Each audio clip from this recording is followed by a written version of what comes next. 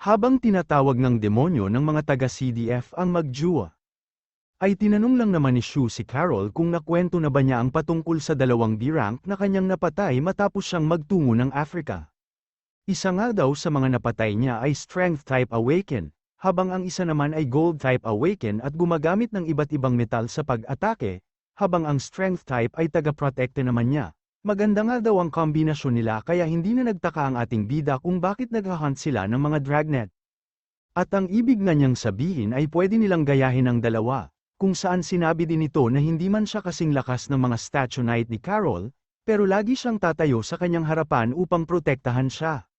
Sabay sinabi na mag-enjoy ka lang dyan habang naglalakad patungo sa mga CDF, dahilan naman upang isipin ni Carol na hindi niya sinabi ang lahat sa ating bida pero mukhang alam daw nito ang lahat kaya siya pinuprotektahan. Dahilan na din upang isipin nito na bayani o hero niya si Shu, kaya hindi nito napigilan ang kanyang sarili at sinabing ang ating bida ay isa sa kanyang mga kahilingan, kaya naman nagtataka ito at napatanong sa kung ano ang ibig niyang sabihin.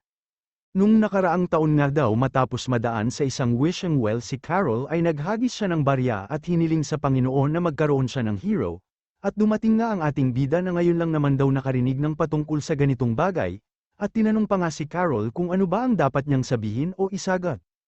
Matapos nito ay iniisip ni Shu na hindi siya interesado na maging hero para sa buong mundo, dahil masyado umanong nakakainip ito, pero masaya naman daw siya kung si Carol lamang ang tanging may hero sa kanya, kung saan ay magkakaroon ng kahulugan ang bawat gagawin niya para kay Carol. Samantala, sumugod naman ang isang pulutong ng mga taga-CDF at tinatanong kung nakapagpaalam na ba kay Carol ang ating bida, dahil kailangan na umano niyang harapin ang kanyang kamatayan. Pero hindi pa nga daw siya nagpapaalam dahil ang mga taga-CDF umano ang kailangang harapin ang kanilang kamatayan dahil sa mga kapahangasan na ginagawa nila, sabay ginamit ang Lightning Sword Rain. Habang isa-isa ngang bumabagsak ang Lightning Sword Rain ng ating bida sa mga taga-CDF ay inakala pa nila na isa itong bitag na hinanda ni Shu ng mas maaga para sa kanila. Matapos naman ang kanyang pag-atake ay naging abo ang ilan sa mga miyembro ng CDF habang ang iba ay nakahandusay pa din ng mga kawan sa kalsada, dahilan naman upang mapaisip si Carol na kahit kailan ay hindi niya minaliit ang kakayanan ni Shu, pero hindi nga daw niya lubos akalain na ganito pala kalakas ang kapangyarihan nito. Samantala abala pa din naman ang grupo ni Francesco sa pakikipaglaban sa pinsan ni Carol, kung saan ay iniisip nito na hindi niya dapat minaliit ang mga taga-Nordic Immortal, na-surprise nga daw siya sa kapangyarihan ng mga ito dahil sa dugong nananalaytay sa kanila mula sa Ice Jotnar. Ilang sandali pa ay tinanggal nito ang kanyang balabal sabay tinanong ang pinsan ni Carol kung akala ba niya ay maliligtas niya ang magjuwa sa pamamagitan lang ng pagpigil kay Francesco. Lahat nga daw ng organisasyon sa Europe ay nais patayin ng magjuwa, at sigurado si Francesco na walang sapat na lakas si Lucio upang protektahan si Carol. Pero tinanong lang naman niya si Francesco kung naisip na ba niya kung ilan sa mga miyembro nila ang mamamatay dahil dito, kung pagbasehan nga daw niya ang pinakitang lakas ni Lucio sa Kuchang Ruin, ay masasabi niya na masyadong minamaliit ng buong mundo ang abilidad ng ating bida. Masyadong matigas ang bungo mo, umalis ka sa dadaanan namin, wika nga ni Francesco, pero paulit-ulit naman na din daw sinabi nito na walang sino man ang pwedeng umalis hanggat nabubuhay siya. Mukhang titigil ka nga lang pag nalaman mong nasa mapanganib na sitwasyon ang inyong Lord Immortal, wika nga nito. Sabay sinabi na tatawagan niya ang mayor ng Oristano ngayon din, upang malaman ng mga taga-Immortal kung ano ang kasalukuyang sitwasyon ng kanilang leader at kung saan sila dapat lumugar. Ilang sandali pa nga habang tinatawagan niya ang mayor o kanyang mga kasamahan ay napapaisip at nagtataka ito kung bakit walang sumasagot sa kanyang tawag. Walang sumasagot, di ba, pero mukhang alam ko ang dahilan, wika nga ng pinsan ni Carol, at mabilis namang napatanong si Francesco kung ano ang ibig niyang sabihin. Maiyak-iyak nga sa kakatawa ang mga ito matapos sabihin ng pinsan ni Carol na mahina ang signal ng mga kasamahan ni Francesco sa kanilang libingan, dahilan upang halos masuka siya ng dugo sa kakatawa. At dahil ang ibig nga nitong sabihin na patay na ang lahat ng mga kasamahan ni Francesco, ay wala na itong nagawa kundi murahin na lang sila at mabilis na sumugod upang ipagpatuloy ang kanilang laban. Samantala sa train station naman, habang nakatingin ang ating bida sa mga namatay na miyembro ng CDF ay sinabi nitong sila ang may kagustuhan na mangyari ito. At dahil nga daw sa ginawa nila ni Carol na 800 lightning sword power niya ay nananatili silang ligtas. Iniisip nga din ito ang sinabi ni Xiaoyu sa kanya dati na kung minsan ay parang siyang demonyo, kung saan ay natatakot siya na ganun din ang isipin ng buong mundo sa kanya matapos nilang makita ang nagkalat na katawan ng mga cultivator mula sa iba't ibang organisasyon.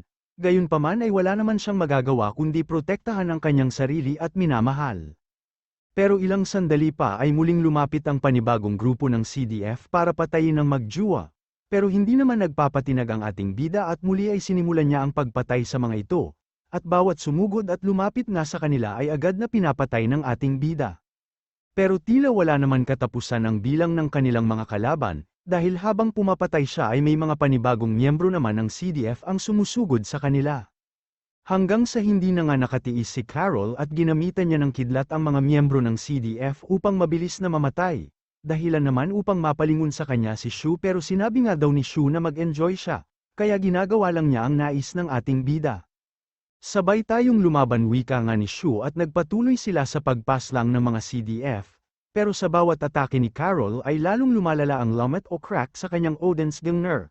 Gayunpaman ay sobra naman daw ang saya na kanyang nararamdaman ngayon dahil sa magkasama sila ni Lu Shu na lumalaban.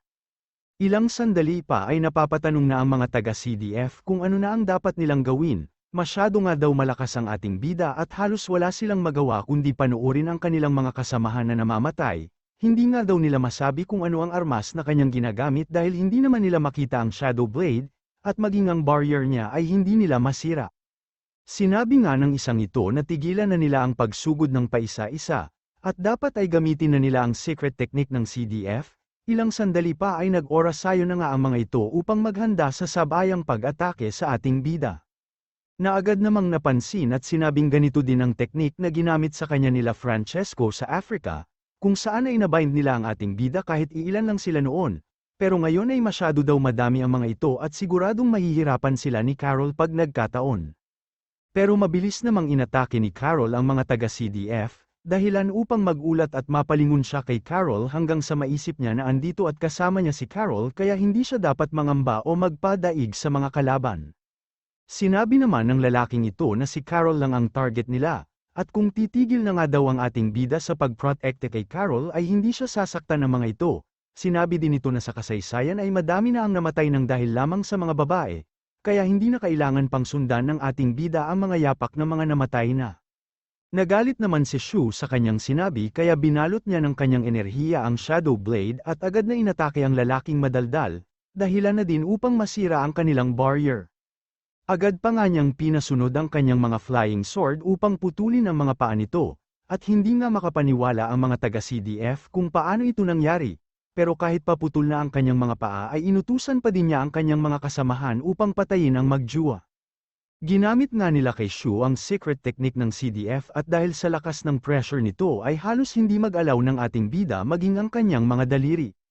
Dahilan upang ang K9 Corps at mind controlling niya ay manatili sa kalagitnaan ng mga miyembro ng CDF, hindi din naman niya pwedeng gamitin ang Yin Restoring dahil kasalukuyan niya itong ginagamit upang protektahan si Carol. Kaya naman isa na lang ang natitirang pag-asa ng ating bida. Pero biglang ginamit ni Carol ang Odensgangner niya, at nagulat nga si Shu matapos niyang makita ang mga lumet at crack ng Odensgangner, paghugot at daan nga ng Gangner sa kanyang harapan, ay mabilis siyang napatingin kay Carol habang iniisip kung ang mga lumet ba sa Gangner ay nakuha ni Carol ng labanan nila si Hiroatsu sa Kamishu. Iniisip nga din ng ating bida na ang Gangner ay konektado sa buhay ni Carol, kaya siya umano ang rason kung bakit nahihirapan si Carol hanggang ngayon. Samantala habang nakatingin naman si Carol sa Gangner at iniisip na lumalala ang mga crack nito, ay unti-unti siyang nawalan ng lakas dahilan upang unti-unti din siyang bumagsak at mawalan ng malay. Kaya naman labis ang pag-aalala ni Shu sa kanya hanggang sa biglang magliwanag ang markang puno sa palad nito, dahilan upang mapatanong ang ating bida sa kung ano ang nangyayari. Dahil parang may tinatawag daw ito at nakita nga niya ang liwanag na gumuhit mula sa kalangitan. Tama wika naman ng ating bida at dapat daw ay manatili ang liwanag kay Carol, kung saan ay hindi naman dapat siya nahihirapan tulad ngayon. Tinipon nga niya ang buo niyang lakas habang sinasabi na walang sino man ang makakaalis ng buhay sa lugar na ito, ginamit ang buong lakas ng kanyang water element, dahilan upang mamatay ang lahat ng mga taga-CDF at maging kulay asul ang kanyang mga buhok. Ilang sandali pa ay agad siyang nagtungo kay Carol, at matapos nang umagos ang luha ng ating bida ay pinasa niya si Carol at sinabing kailangan na nilang umalis, Sinabi din ito kay Carol na hayaan niyang ang ating bida naman ang pamasan sa kanya sa pagkakataong ito, tulad ng ginawa ni Carol nung sila ay nasa kamisyu. Samantala kinabukasan nga ay napapatanong ang bishop sa kung ano ang sinasabi ni Francesco, at kung ano ang nangyari sa Oristano Station. Sinabi nga nito na si Carol at ang B-rank na lalaking kasama niya mula sa Dragnet at Snares, ay pinatay ang lahat ng kanilang mga tauhan maging ang mga miyembro ng ibang organisasyon na nagtungo sa train station. Sinabi nga din nito na ang mga reinforcement na pinadala nila ay pinigilan naman ng mga miyembro ng Nordic Immortals, kaya ngayon ay walang nakakaalam kung nasaan na si Carol at ang batang lalaki mula sa Dragnet at Snares. Hinagis nga ng bishop ang mga papel na hawak niya sa mukha ni Francesco habang tinatanong kung paano ito nangyari. Ayon nga sa bishop ay ilang daang cultivator na B-rank at C-rank ang pinadala nila sa station ng train. Kung saan ay tinatanong din ito kung bakit at paano silang natalo ng ganun kabilis ng dalawang B-rank lamang, dahil maging sa bilang ay lamang na lamang nga daw sila. Sumagot naman si Francesco at sinabi na malamang sa tama ang mga taga-Nordic Immortals, wala nga daw ordinaryong B-rank ang may abilidad at lakas tulad ng ating bida, kaya masyado nga daw talaga nilang minaliit si Lucio. Sinabi nga din nito na pag naging A-rank si Lucio ay magiging pangalawa o susunod na niyeting ito ng Dragnet at Snares, dahilan upang mapatanong ang bishop kung ilang porsyento ang posibilidad na manalo si Francesco kay Lucio, pag nilabanan niya ito ng one-on-one. Hindi nga daw sigurado si Francesco na kaya niyang talunin si Lucio, habang iniisip at napapatanong kung nais ba ng kanilang bishop na mag-isa siya humanap at patayin o labanan ang ating bida. Pero sinabi lang naman ng bishop na malaki na ang naging kawalan sa kanila dahil sa labanang ito, kung saan ay pinipigilan din siyang kumilos o gumawa ng aksyon ng puppeteer, kaya hindi na umano magandang idea ang magpatuloy pa sila. Sinabi din nito na kasalukuyan silang minamatyagan ng ibang organisasyon ngayon, sabay tanong kay Francesco kung ano na ang dapat nilang gawin.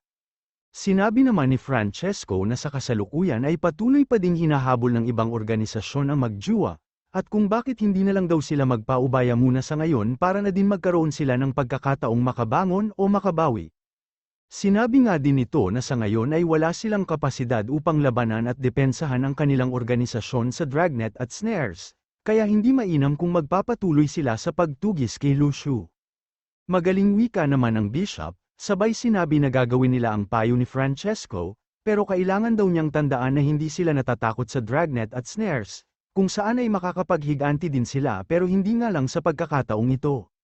Samantala sa Cathay naman sa base ng Dragnet, ay hindi lubos akalain ni Nieting na kayang gawin ni Lucio ang lahat para kay Carol, sabay tanong kung ito ba ang kapangyarihan ng pag-ibig o pagmamahal. Pero naaalala nga daw ni Zujin ang sinabi ni Nieting na hindi alam ni Shu ang ibig sabihin ng pag-ibig, sabay tanong kung nagbago na ba ang isip o tingin niya sa ating bida. Kalimutan mo na yan, wika lang naman ni Nieting, pero kahanga-hanga nga daw si Lucio ngayon habang nagtataka at napapatanong sa kung ano pa ang mga tinatagong abilidad ni Lucio sa kanila. O siya, sige, wika naman ni Zujin sabay sinabi na malaking pinsala ang natanggap ng CDF ngayon, at dahil sa pinipigilan o binabantayan pa ng puppeteer ang kanilang bishop, ay siguradong mananahimik muna ang CDF hanggang sa mga susunod pang panahon. Ganun pa man ay nananatiling banta pa din naman kay Lucio ang ibang organisasyon sa Europe tulad ng Tank, wika ni Zujin, si Satan ba ang tinutukoy mo, wika naman ni Nieting, dahil si Satan nga daw ay ang pinakamalakas na cultivator maliban sa mga A-rank. Tinanong nga niya kung nasaan na si Lucio ngayon, sabay sinabi na apurahin sila Qingxi na magtungo sa lokasyon ni Shu.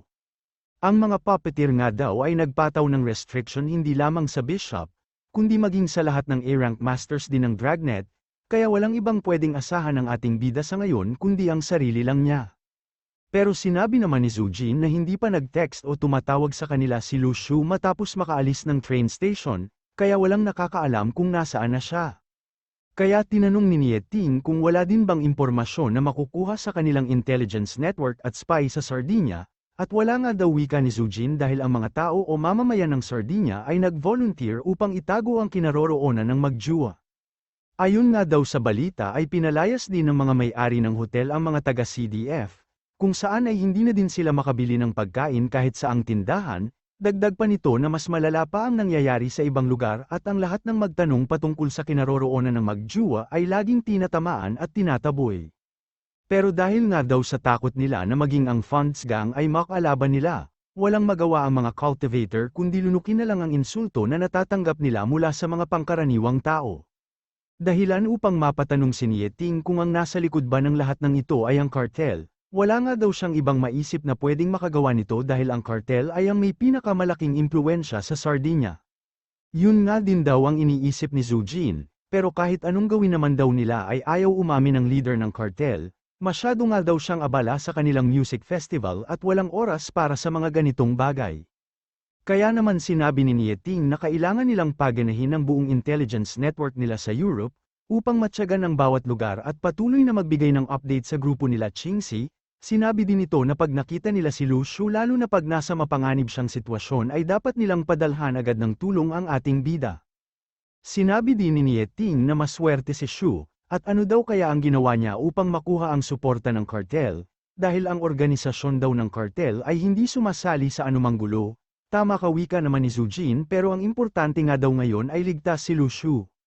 Samantala sa music festival naman ng cartel, ay sinabi ng lalaking may pulang buhok sa kanilang leader na natagpuan na nila ang magjuwa, at kasalukuyan nga daw na nasa Oristano pa din sila. Pero ang babae ay malubha ang kalagayan kaya mas mainam kung makakapagpahinga sila kahit na ilang araw lang. Ilang sandali pa ay sinabi nito na naabisuhan na niya ang mga residente sa isla upang pagtakpan ang kinaroroonan ng dalawa. Sinabi din nito na natouched ang lahat ng mga nakarinig sa kwento ng magjuwa, kaya sigurado siya na pansamantala ay hindi mahahanap ng ibang organisasyon ang kanilang lokasyon.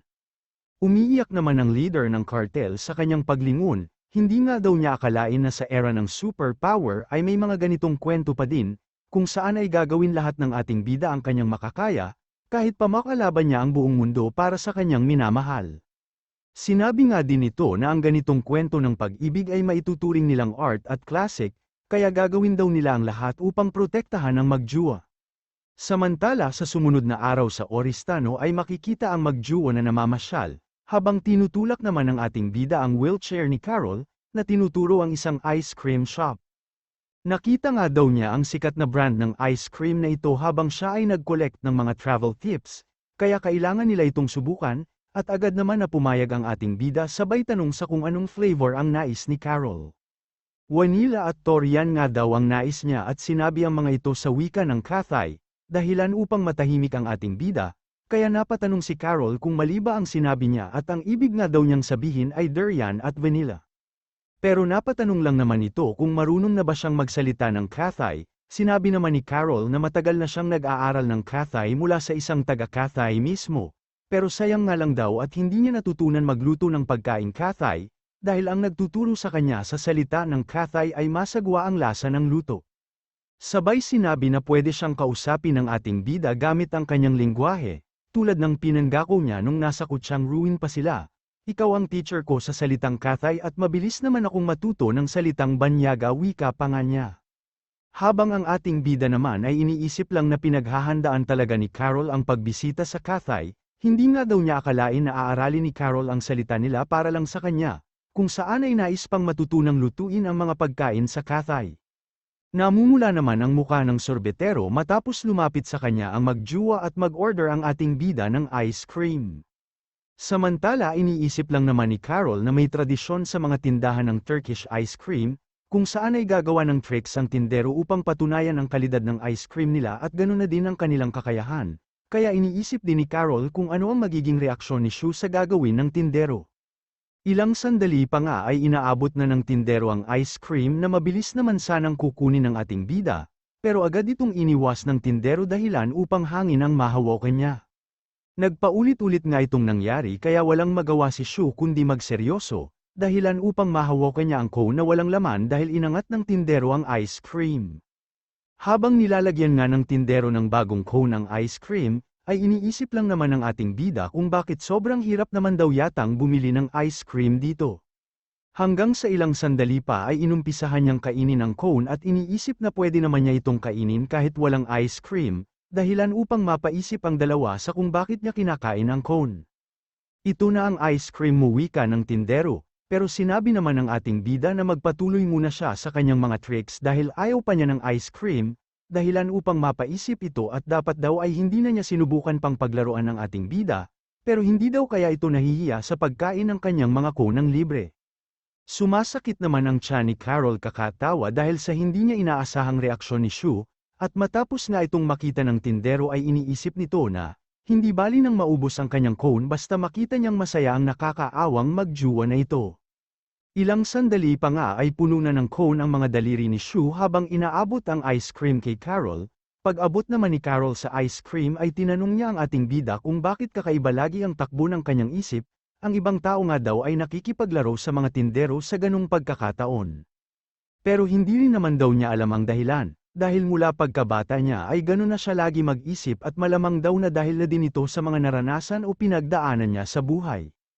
Dahilan upang matahimik si Carol kaya tinanong nito kung ano ang nangyayari. Wala, ayos lang ako, wika naman ni Carol sabay sinabi na kung pwede ay dalhin siya sa Oristano Sea, nais nga daw niyang makita ang karagatang may pinakamalinaw na tubig at tila dulo na ng horizon.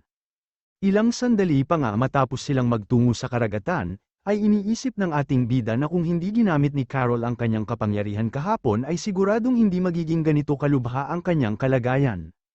Kung may magagawa nga lang daw si Shu ay mas pipiliin pa niyang itaya ang kanyang buhay sa panganib kaysa magdusa si Carol, hindi nga daw niya alam kung paano susuklian ang pagmamahal ni Carol sa kanya, at ngayon ay hindi din niya alam kung paano susuklian ang mga ginawang pagtulong ni Carol, tuwing siya ay nasa panganib. Ilang sandali pa ay tinawag naman siya ni Carol at tinanong kung pwede ba siyang dalhin ni Shu sa gilid ng talampas, at agad naman siyang binuhat ng ating bida.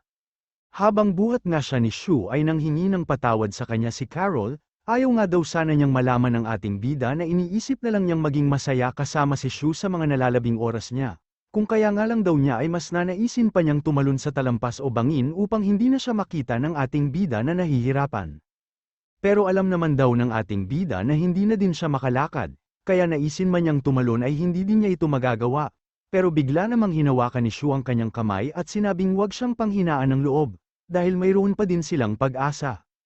Pero matapos nga daw niyang masaksihan ang mga naging aksyon ng iba't ibang organisasyon, ay sigurado na siyang ginamit lang nila ang bidding o auction sa tangkay ng World Tree upang mapapunta siya sa Sardinia, at dahil sa hindi totoo ang patungkol sa tangkay ng World Tree ay wala na daw natitirang pag-asa pa. Pero sinabi naman ng ating bida na mayroong World Tree, kaya napatanong si Carol sa kung ano ang ibig niyang sabihin.